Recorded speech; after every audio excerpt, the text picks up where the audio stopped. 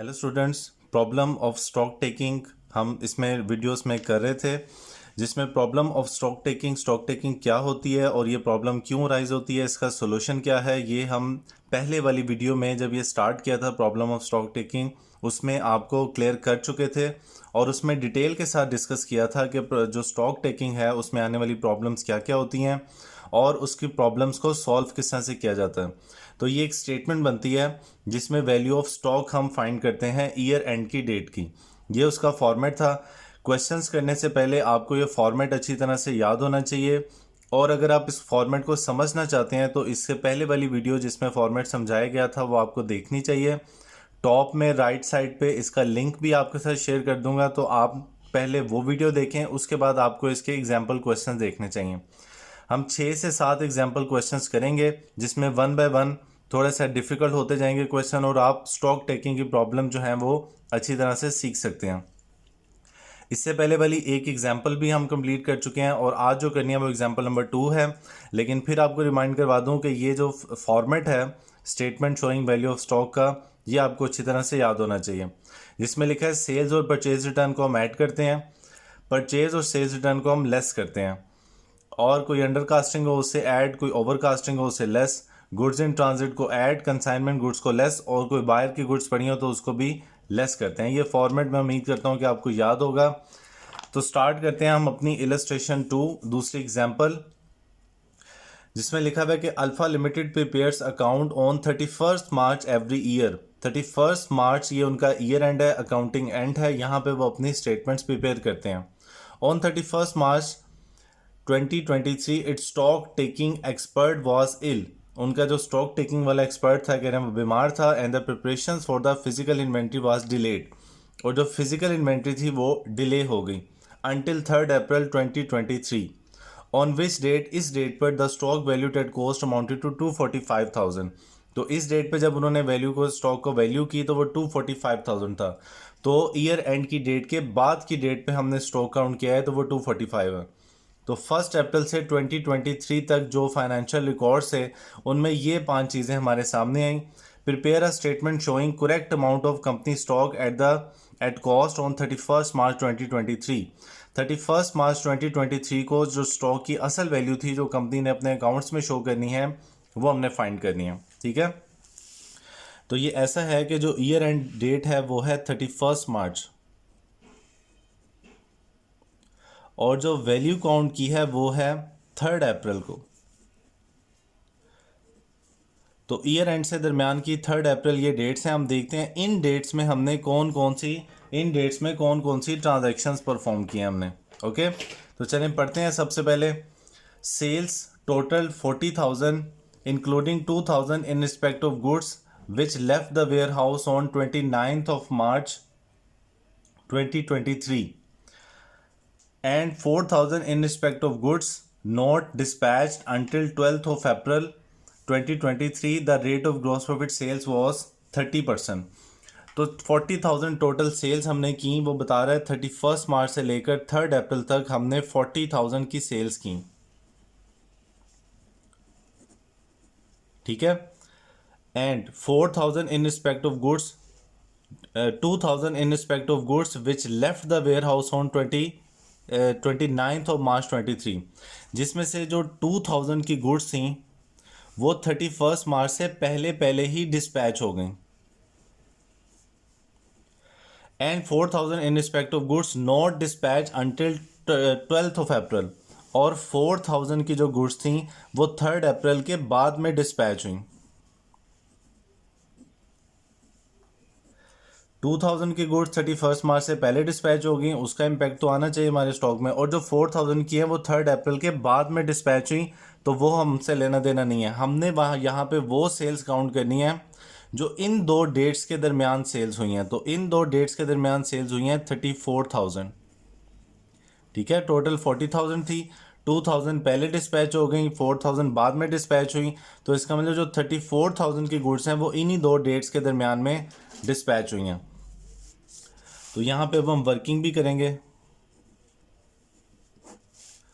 Cost of goods dispatched between 31st March and 3rd April. 31st मार्च और 3rd अप्रैल के दरमियान में जो गुड्स डिस्पैच हुई हैं उनकी कॉस्ट, उनके दरमियान में गुड्स डिस्पैच हुई हैं 34,000, कॉस्ट निकालनी है तो उसने gross profit to sales ratio दी है 30%, तो इसका मतलब कॉस्ट की रेशो होगी 70%। तो 34,000 को मल्टीप्लाई करते हैं 70% के साथ, 23,800। ठीक है जी, ये हम सेल्स को इस वैल्यू में ऐड कर लेते हैं।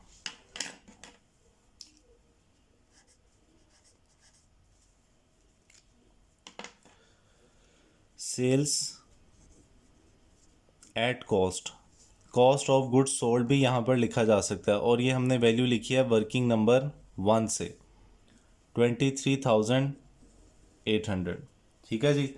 नेक्स्ट है returns from customers, total 6,000। Customers ने जो गुड्स रिटर्न की हैं वो 6,000 है। सेल्स रिटर्न, सेल्स रिटर्न को हम लेस करते हैं,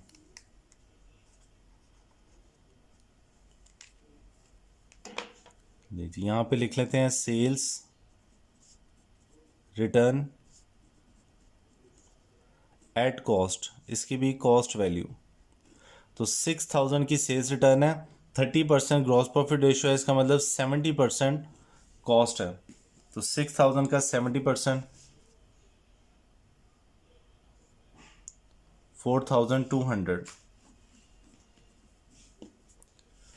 next, purchases total 18,000 which included 6,000 of goods received in March and 3,000 for goods received in 10th of April। तो बिल्कुल ये इसी तरह है कि परचेजेस हमने की हैं 18,000 की, ये टोटल परचेज हैं, जिसमें से 6,000 की परचेज हमने इस डेट से पहले कर ली हैं और 3,000 की परचेज हमने इस डेट के बाद की हैं। तो इसका मतलब 31st और 3rd अप्रैल के दरमियान में जो परचेज हैं वो 9,000 है, तो ये परचेज हम लेस करेंगे।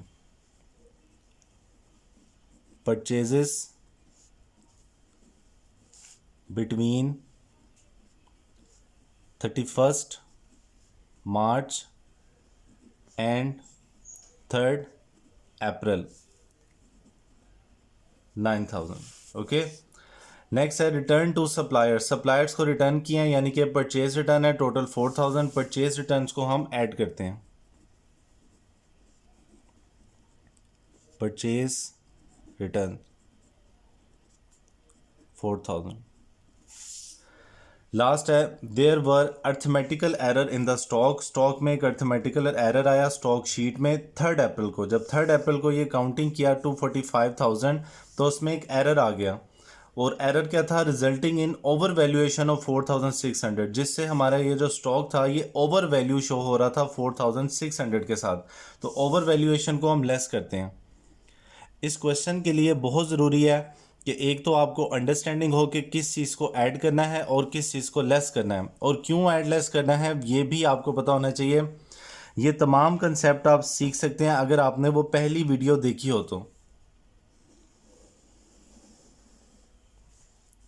लीजिए इन दो वैल्यूज़ को ऐड करना है, 23,000 प्लस 2,800 ये आ जाएगा 27,800, ये ऐड कर लेंगे। 245,000 प्लस 27,800 272,800, इन तीनों वैल्यूज़ को लेस करना है, पहले इन तीनों को ऐड कर लेंगे।